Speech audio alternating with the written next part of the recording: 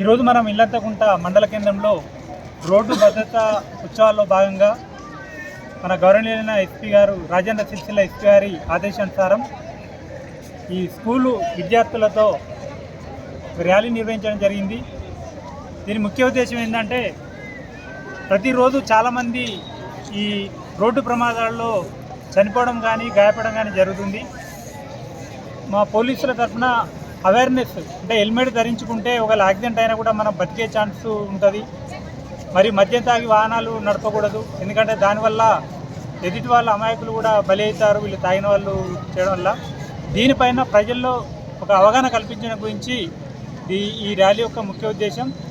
ఈ కార్యక్రమంలో మరొకసారి నేను కోరుకునేది ఏమిటంటే ఎవరు కూడా మద్యం తాగి వాహనాలు నడపకండి, ఎందుకంటే ప్రతిరోజు మేము డ్రంక్ అండ్ డ్రైవ్ చేస్తున్నాము. మళ్ళీ మీరు కేసుల కోర్టు చుట్టూ తిరగడవలసి ఉంటుంది.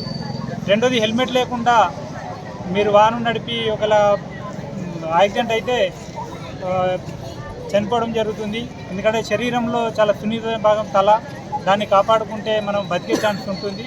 కాబట్టి దీన్ని ప్రతి ఒక్కరు గమనించుకోండి. మీ కాగితాలు, వెహికల్ల యొక్క కాగితాలు, లైసెన్స్ అవి కూడా అందరు తీసి పెట్టుకోండి. ఇది మా సిరిసిల్ల రూరల్ సిఐ తరఫున మా ఇల్లంతకుంట పోలీసు వారి విజ్ఞప్తి.